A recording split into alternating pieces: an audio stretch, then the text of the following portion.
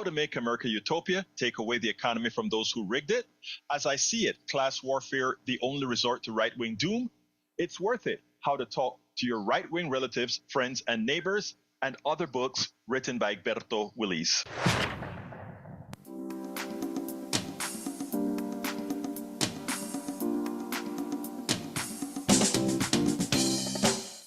Welcome to Politics Done Right. My name is Egberto Willis, your host. Good morning, Houston. Good morning, Harris County. Good morning to the great state of Texas.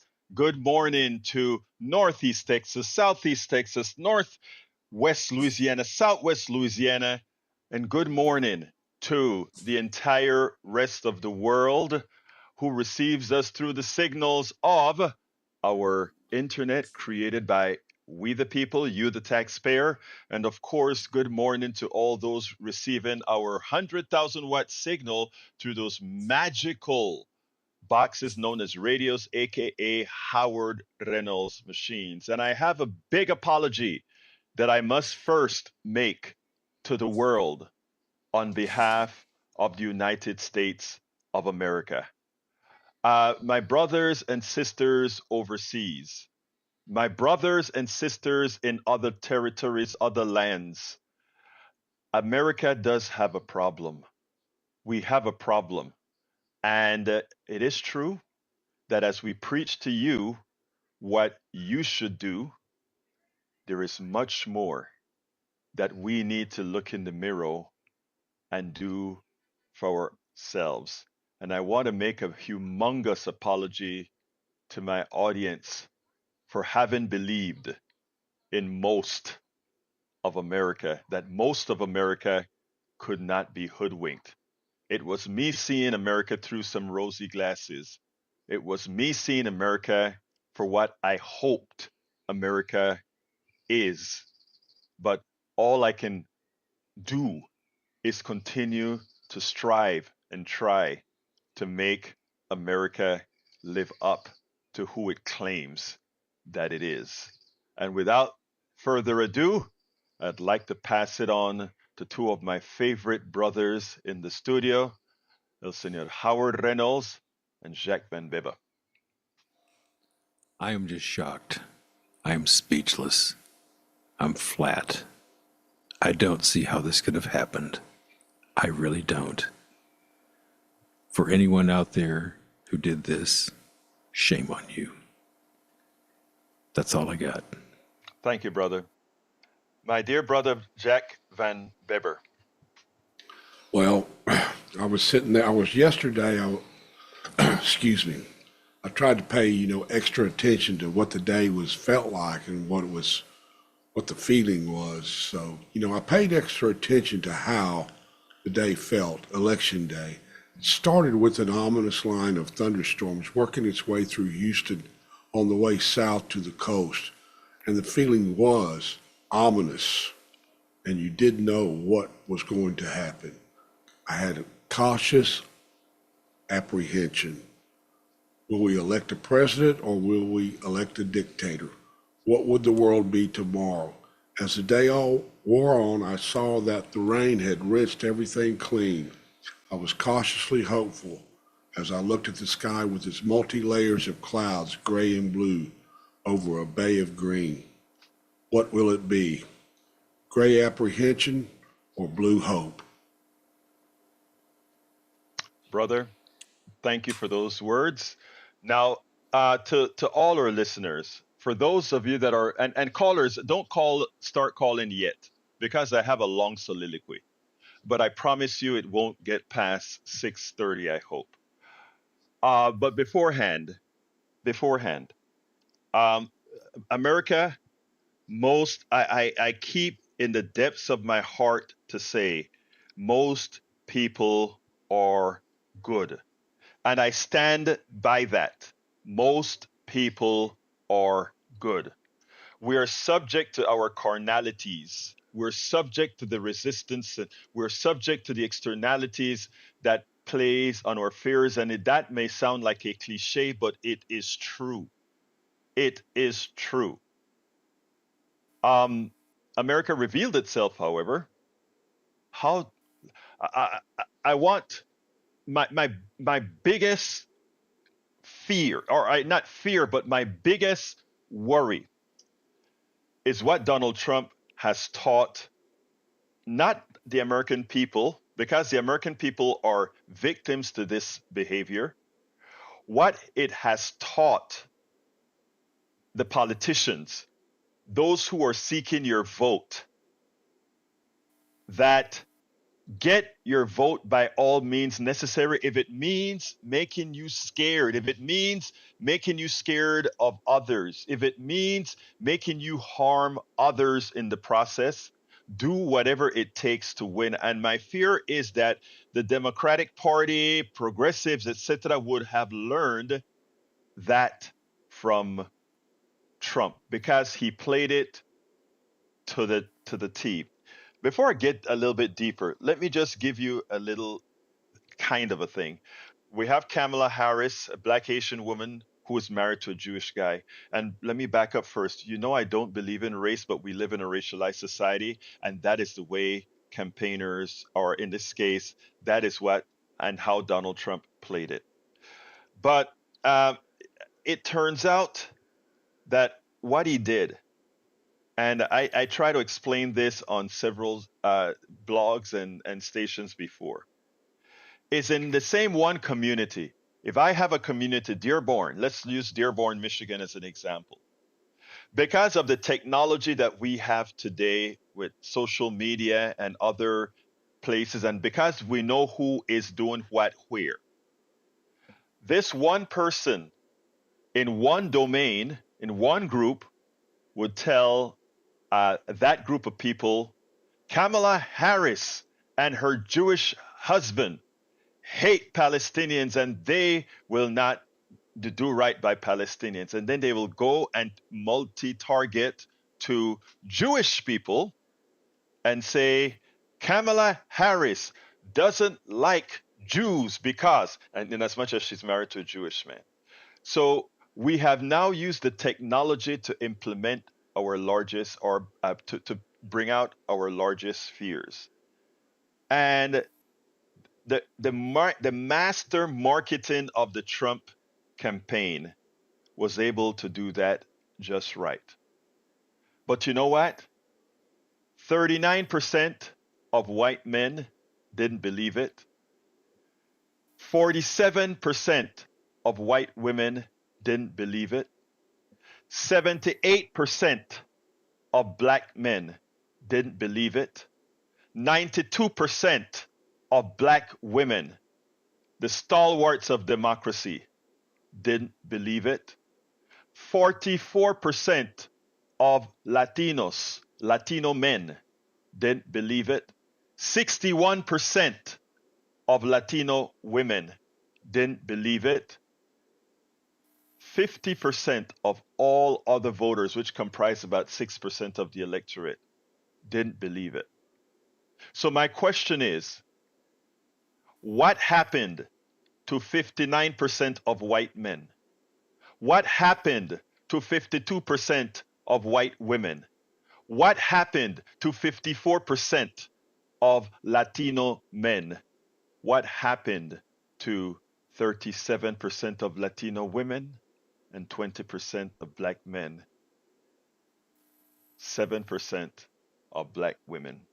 What is there within Donald Trump that made you pull that trigger and say, it is okay, I think I can vote for this guy? Because you take a look at the ads that were placed all over the country. There are two kinds of ads that were placed around the country. There were the generic ads that targeted everybody's, a large propensity, or large, the majority, that 59% white men, 52% white women, 20% black men. And by the way, I've heard it directly, that transgender tape that a lot of us progressives laughed at. Come on, you probably have met one transgender person and it doesn't really matter. But like I've said many times, these things were psychologically profiled for the feeble-minded. And I say that with dear respect. These things were calculated placed there. They were done in a manner with science. What triggers these people? How? Everybody's sitting down there and analyzing exactly what do we need to change in America? What do we need to change in America? One of the reasons you see me talk about people getting together and letting folks, you know what, my term, when Appalachia, the barrios, and the ghettos all get together, our problems will be over. And I mean that, and that is true. The problem is that group that I just told you that voted for Donald Trump. We have to get to them before their carnalities get to them. And what has happened over the last few weeks didn't allow that to happen. Let's give a good example here.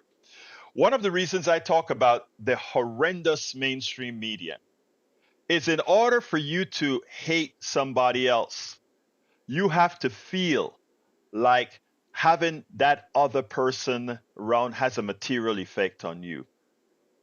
Donald Trump, from the time he left office, in as much as he left a destroyed economy, in as much as he left death behind him with a pandemic, as much as he had done nothing for those people who have voted for him, sans the wealthy people.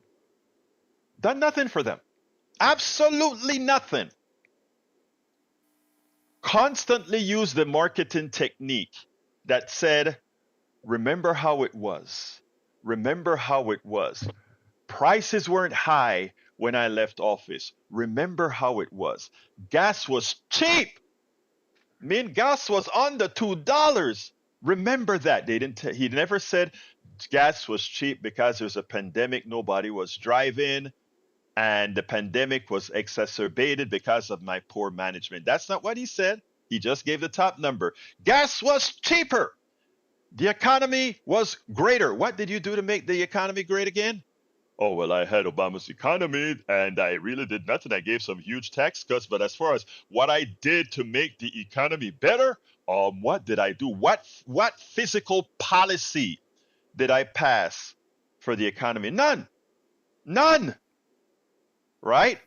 Now, so he constantly hype on the economy, how great it was, how great it was. Are people feeling pain a couple years ago that have continued to today? Yes.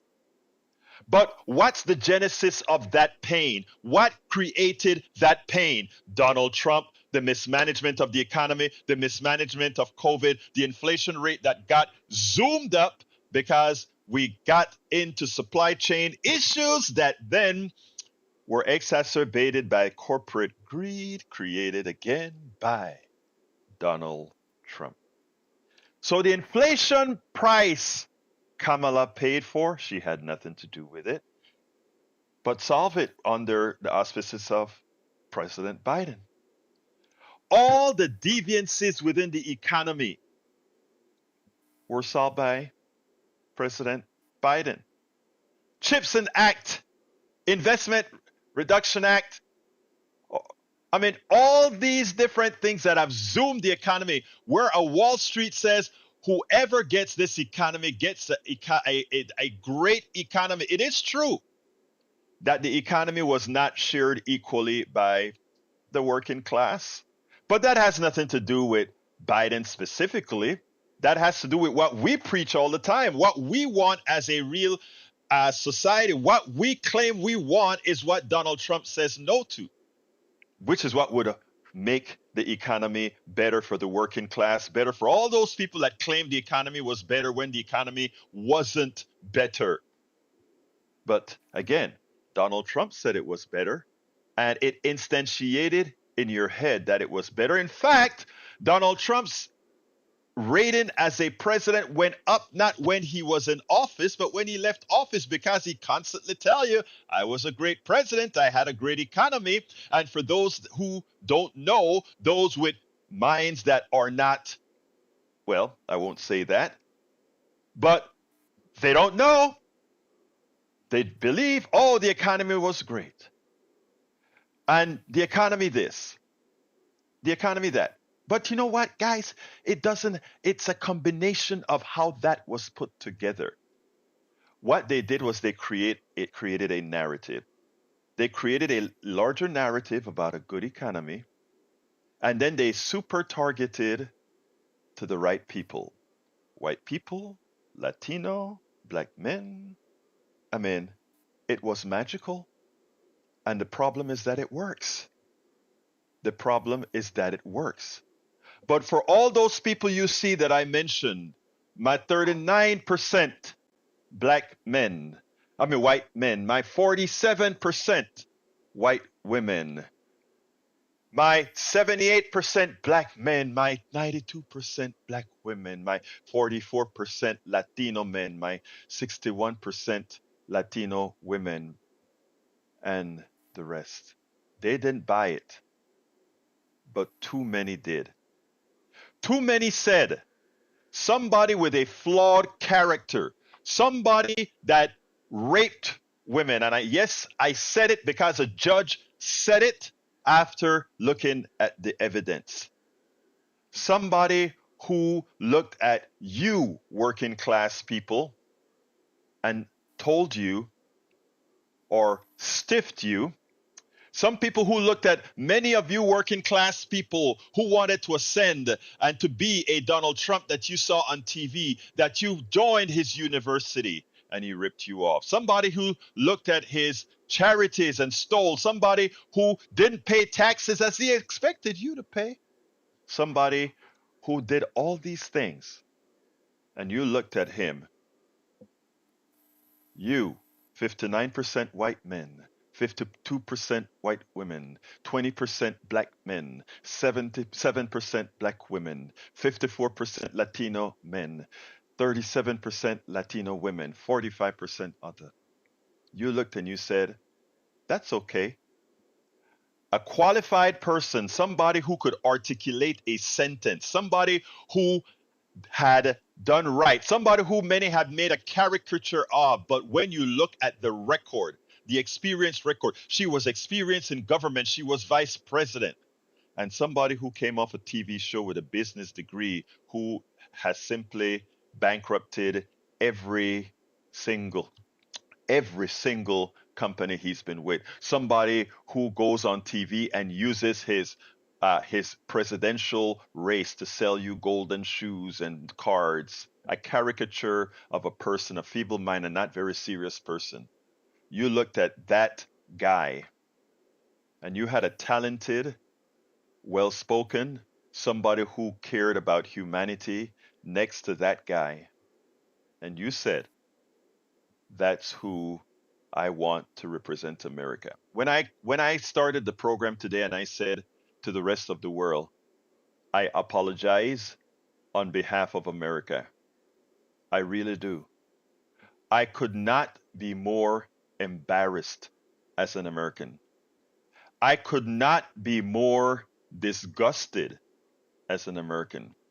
I can tell you to all of those that, yesterday on the program, I talked about what my mother said because I was a black Latino Caribbean man. My mother and father both would always say you have to work twice as hard to get half as much. And again, I came over here and it pissed me off because I said it shouldn't be that way. It shouldn't be that way. And I made it my mission to change that sort of a thing. And it goes for women as well. And to put it bluntly, mostly for women.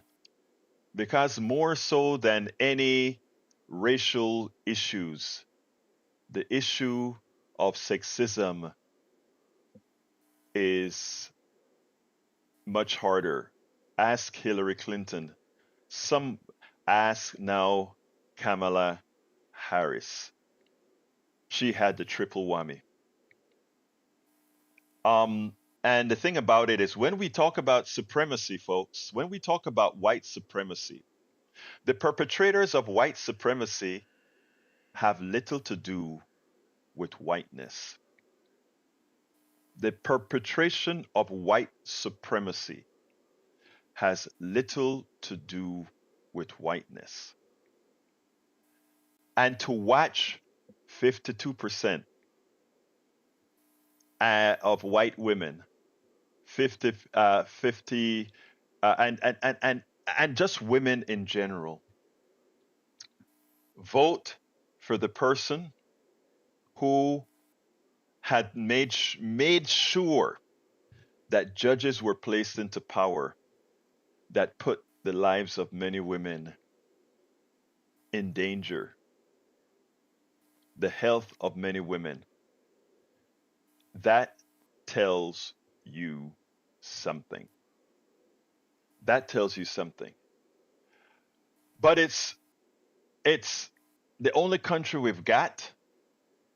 We've regressed, and as an activist, as a host, and all that comes in between, it is my duty, it is my calling to tell us bad things happen, and we just have to brush it off, get up, and remember one thing: the resistance begins. The resistance begins. I want all of you that are feeling hurt right now, all of you that think it's all over. I'm from a Central American country where a hell of a lot of worse things have happened before. The resistance begins. This one is tough because the Trump administration is going to go into government and destroy institutions, and it's going to do a lot of damage to the executive. A lot of damage to the executive. So we will have 4 years of damage to the executive. We will.